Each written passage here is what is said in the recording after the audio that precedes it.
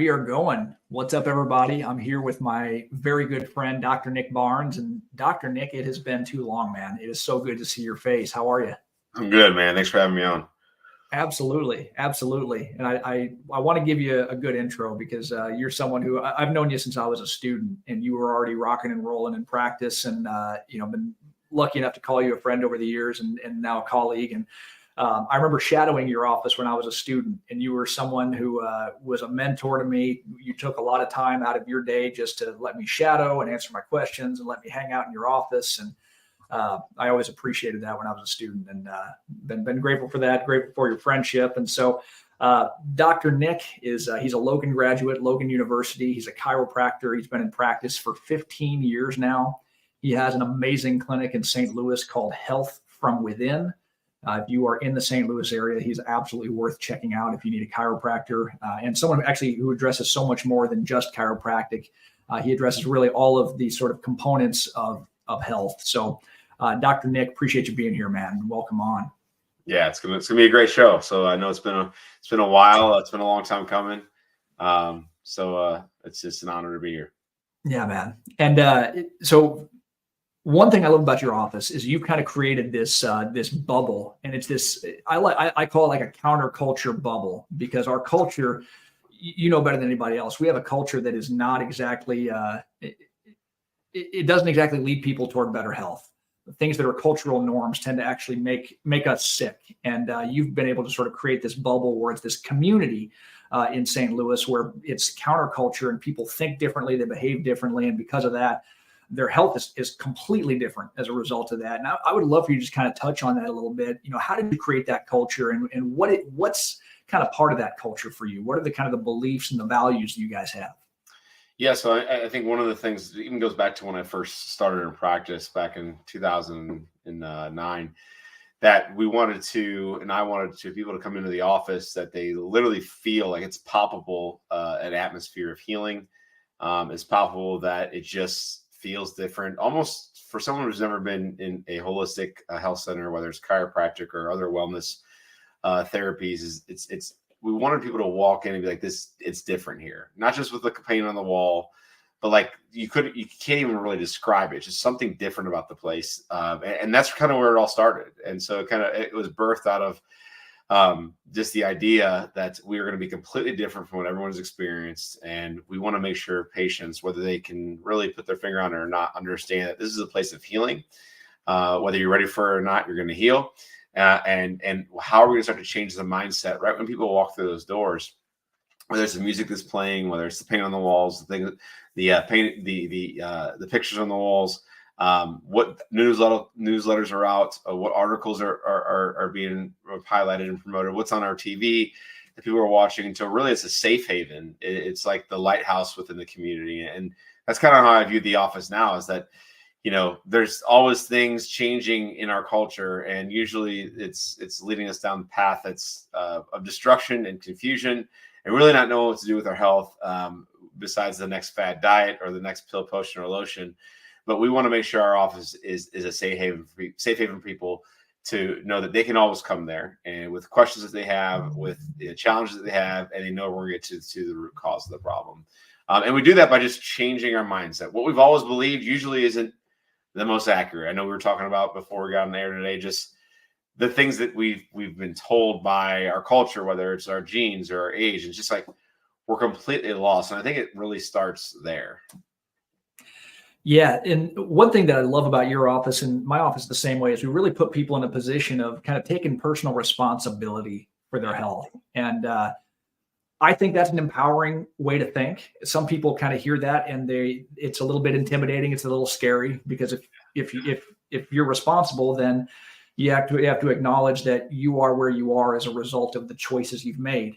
And what I encourage people in my office, and I know you do too, is that there's no blame or shame or guilt here. It's just simply acknowledging, hey, I chose things that led me here. And if you acknowledge that, it's empowering, because all you have to do if you want to change your life is start making different choices. And really, it's the power's in your hands to do that. And so people who don't take that responsibility, they usually blame other things. And I wanted to talk to you about those things, and we can kind of unpack why you really can't blame those things for your health. one of the things that people tend to blame for their ailments is their age, right? Where it's like, oh, if I get older, it just means I'm going to get sick. People just kind of equate the two. Getting older means getting sicker. Why is that not the case? Or why does that not be the case? So that's great. I mean, when we talk, even just the stuff we're about to talk about here in the office, like when we're communicating, you and I are communicating, we usually have a smile on our face because we realize like it's not about condemnation, it's about being convicted in where you are. And we can smile and laugh about some of these things that we're going to share because we've always heard it. And maybe it's creeped into our head too. Oh, I'm 41 now. Like things feel different than 21. I mean, they do feel different, right? But I will tell you right now, the healing potential in your body just never leaves you, right? So when a baby's first born, we can look at that sparkle in their eye. We know their body's going to heal. It's going to function optimally. That's the way they're designed, right? They're fearfully and wonderfully made. But so what happens though in our culture, we're taught that it's okay that if you or when you age, that it's okay just to have all these ailments that come along with aging, right? So blood pressure, cholesterol, right? Your right knee's bad. Shocker, your left knee is the same age as your right knee, but we blame it on that we're 40, 50, or 60. I think if we look at the research out there right now, that some of the healthiest people in our culture are people in their 60s, 70s, 80s. It's healthier than the teenagers now. And so I think we got to step back and say, like, listen, like the healing potential never leaves us. That miraculous power that's within you, that innate intelligence doesn't ever leave you. So whether it's a 9-day-old baby or a 90-year-old patient, like they're still healing. Now, the only fact that we can share with our patients and what research shows is that the healing process never leaves us, but the healing process can slow down, right? For instance, if a 5-year-old falls, they get right back up and keep playing on the playground. If a 50-year-old falls, it might be a little bit different response. But to me, I know to you, Dr. Casey, that it's a blessing to have a symptom because that symptom keeps us from doing something more stupid with our health, right? Or ignoring that problem, right? And so I think we got to look at this. It's a miracle that the healing potential never leaves us. It's not based off of your age. Your health is never based off your age. But we got to start to listen to our body, right? Why is my right shoulder hurt versus my left shoulder? They're both 41 years old. That doesn't really make sense. Something has caused that over time. And I think we got to look at that symptom that's maybe whispering at us, or some of you maybe yelling at you, as a blessing and not a burden. The only reason that your symptom becomes a burden is if you ignore it. And I think if we're putting the earmuffs on with our body, that's really where the problem is. It's not your age's fault. It's the fact that you ignored your body for, let's go on 30 years. And now it's yelling at you maybe overnight or over the long weekend. And I think it's funny how people will literally laugh about their right shoulder or their right knee hurting because they're the same age. And they'll laugh about the medication they're taking. They'll laugh about being on the same type of protocols that they go to their doctor for. And you kind of just, it's that slow creep in our culture where it's like you start to overhear, 40-year-olds, 50-year-olds, 80-year-olds saying, oh, I'm just old. Oh, I'm just old. And we've had losses in our family. You've had losses in your family, Dr. Casey, where it's like, well, every day is a gift. So if we're going to like hang our hat on the hook that says I'm just old, like that's not really living a vitalistic lifestyle. I want the oldest people in the room to be the healthiest people in the room. That's my vision for my life. That's my vision for people that I know's life and patients, is that I want those people who are aging per se are the healthiest people in the room because they're the smartest people in the room. Mm-hmm. Yeah, we want those people around a while. And I love what you said about listening to your body, because we're conditioned. Again, when you look at our culture versus our little cultural bubbles we have in our offices here, we have a culture that is constantly bombarding us with your symptoms are bad, your symptoms are the problem. Yeah. When really the symptom's job is to either alert you to a problem, or it's a process your body is going through to rebalance and to heal.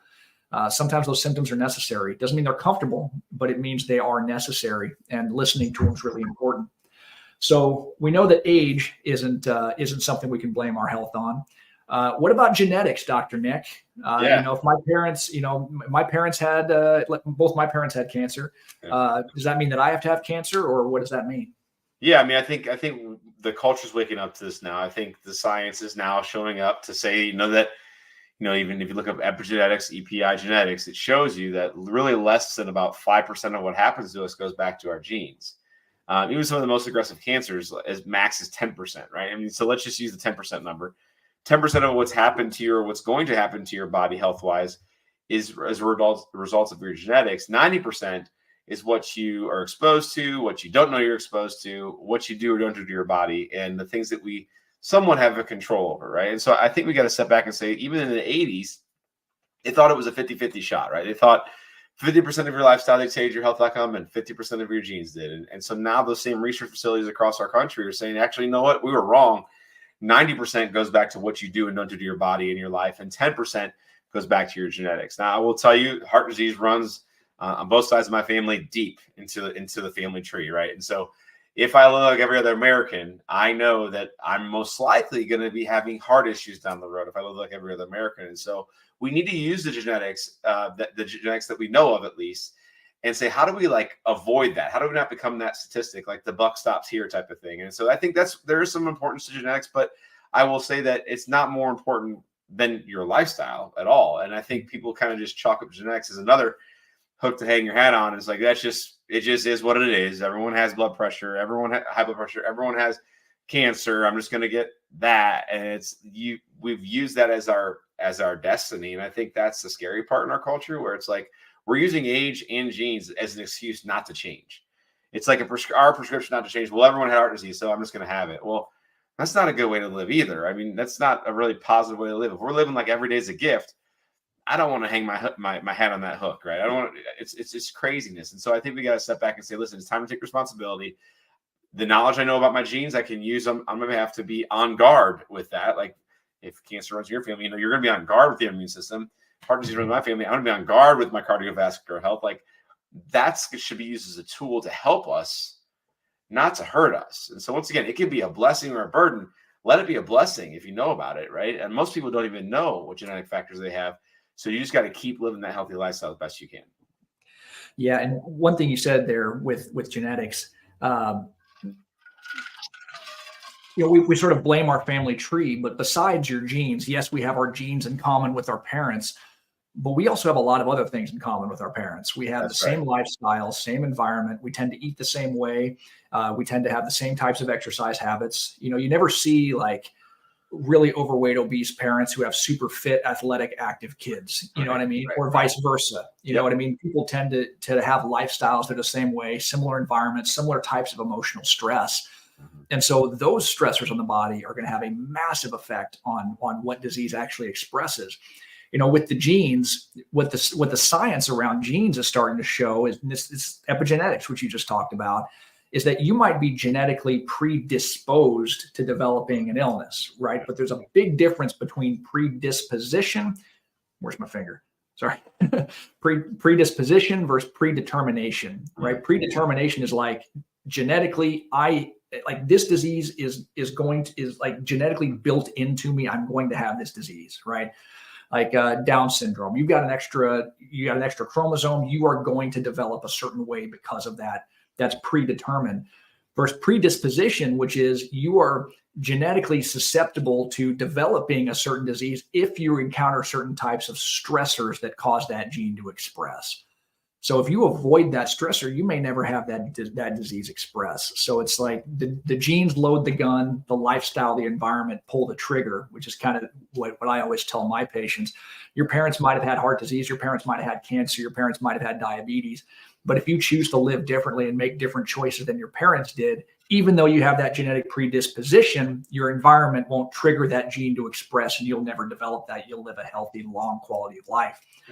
So, and this is important too. Like, even if you don't live till 120, like, wouldn't you like to say you did everything you could? Like, that's kind of where when I educate my patients, like, yeah, you might say you have that, but even people who have a significant diagnosis, like, you can't just wave the white flag yet. I mean, you got to throw all you got at it. And I think at the end of the day, like, whenever that last day comes for us, like, we want to say we did everything we possibly could. And I want people around my family to say that, I don't want them to say, well, he got diagnosed with this because he runs his family. No. He did everything he could to prevent that.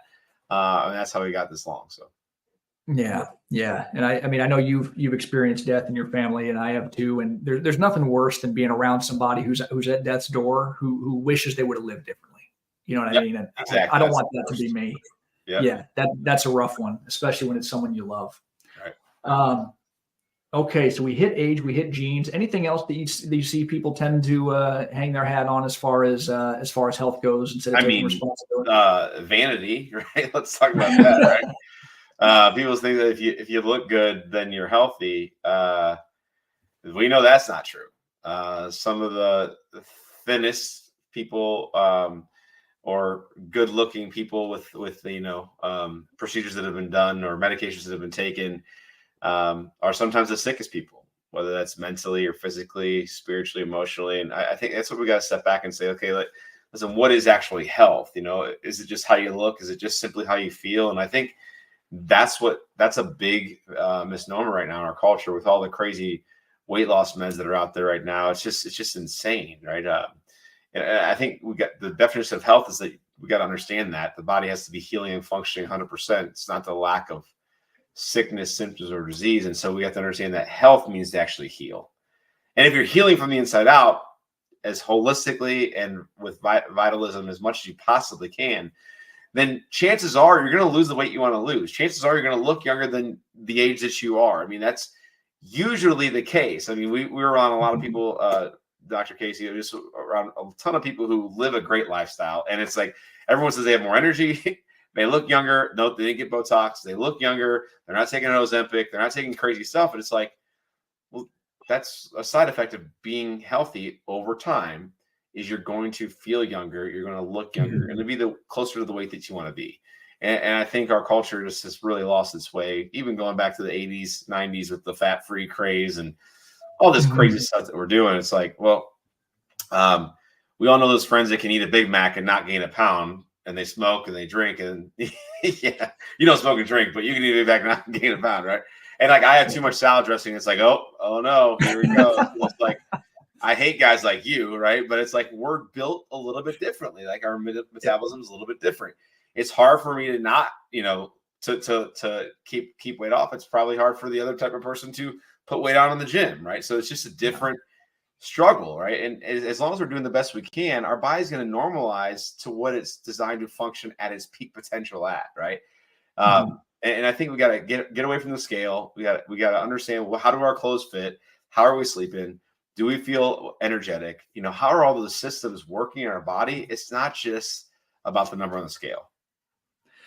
Yeah. And I think you touched on something so important, man. This idea that if you're thin, you're healthy. Yeah. And I don't know about you, but I mean, even if you just open social media and stuff like that, there's a lot of people are turning toward certain types of medications. You mentioned Ozempic. It's a big one that people are using, and the weight's falling off. And but there's no free lunches when it comes to physiology. You know what I mean? Like, everything your body does, it does for a reason. Everything is cause and effect. And that weight exists there for a reason. Yep. And if you don't address the underlying root of that, you're just taking a medication, then you're going to lose weight and you're going to get sicker. You're going to be more toxic. I mean, and even if my patients that tell me, I'm like, oh my gosh, you look great. Like, I didn't know they were taking it. they missed the counterculture talk. Yeah. But they're taking it. I'm like, you look great. And they go, yeah, but I'm taking X, Y, or Z. I'm like, they almost feel bad about it, because they know deep down inside, it's not going to change long-lasting things. And it's hard to actually, from the outside in, to see that, because spiritually they're just not, or emotionally it's not aligning with them. No, so, I mean, they're robbing Peter to pay Paul, and they know it. Yeah, and what they're doing is they're sacrificing their long-term health for their short-term, appearance. And and look, I'm not here to rag on people who do that. Just understand that that's what you're doing, and acknowledge that's what you're doing. And because if you don't realize you're doing that, okay, then make sure then your doctor's done you a disservice if you've been led to believe that that's not happening. You need to understand that you are making a trade. You are trading your long-term health for short-term appearance. You have to go through that process of proper nourishment, move your body, detoxify, and like you said, weight tends to fall off. Is it going to take longer? Yeah, the things that are worth anything tend to take a little bit of time. Yep. But as far as you don't want to make that trade. You don't want to make that trade short-term. That short-term appearance for long-term for your long-term health. Sorry, go ahead, man. No. I mean, you're right. I mean, it's kind of what I said earlier. It's not about condemnation. It's about being convicted in that, and knowing it, making the right choice. The problem is that people don't know things, and this goes for anything our culture says is okay when it comes to the sick care system. It's like, well, if you know that's actually not good for you, but you still do it, at least you knew. I'm good with that. Make the decision you want. I love you through it. I'm still on your team. I'm going to support you. but just know. If you don't know, that's where it's like, okay, I'm gonna fight for you. There's that righteous anger, right? I mean, it's like that compassionate where you're like, I'm gonna be compassionate with these people. I'm gonna save these people because they don't even know. But our culture is waking up more, thankfully, so they're knowing, but they're still making the wrong choices. In a lot of the regards, not just with this specific topic.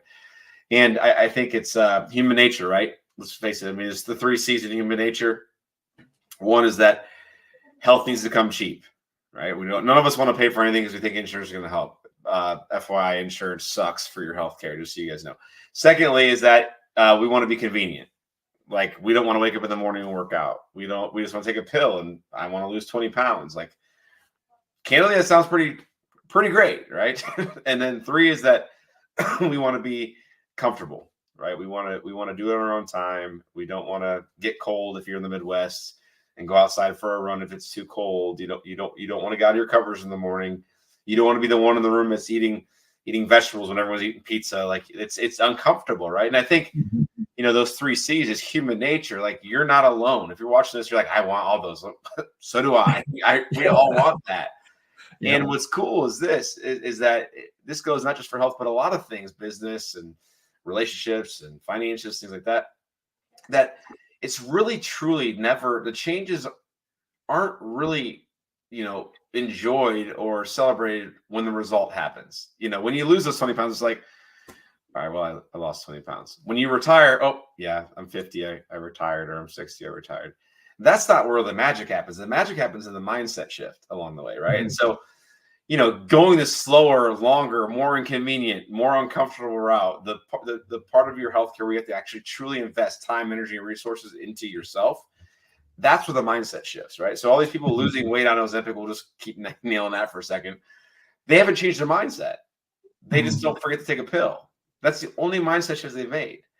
They might feel better about themselves, but can you imagine what it would take? The difference in mindset shift when you have to go to the gym, when you have to start to eat clean, you're not going to be uncomfortable. You got to get inconvenient. You got to start to invest into your health, not just your sickness someday. That's when the magic happens. When the mindset shifts like that, that's what makes the result great. It's not just the result, right? And that's what's truly, we talk about habits and taking action. That's when lifestyle changes actually start to change. Like, everything starts to happen for you. And that's when you start to take control of your life and say, life isn't going to happen to me. I'm going to make it happen, right? Things don't just happen to you. You make things happen. And that's by changing your mindset, right? So, yeah, and hearing you say that, I can see how you've created that culture in your office, because that's such an inspiring, empowering message. I can see why your office is just a magnet for people who are looking for something different.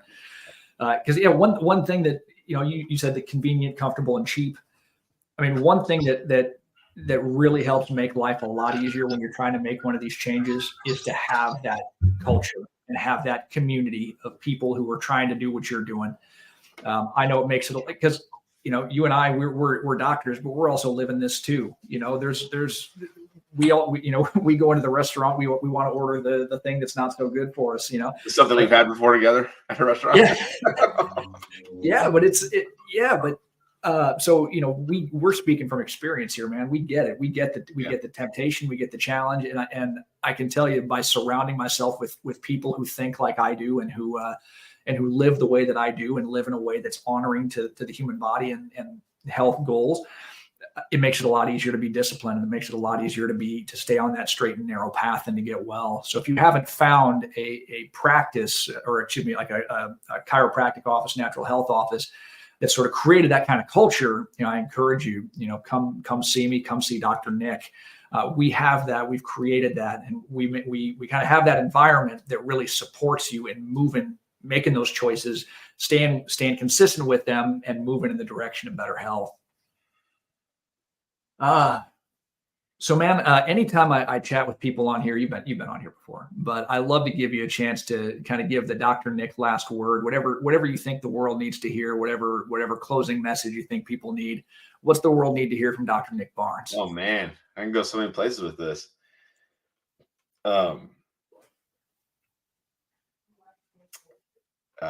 Live for today. Tomorrow's never promised, and everything we do is going to either impact us in a positive way or a negative way today. And you've been called to do something great. And once you recognize that, that's when things will start to change. That's all I got. Boom. Mic drop. That was like 4 things, but whatever. All right. Appreciate you, Dr. Nick, and everybody have a great week. And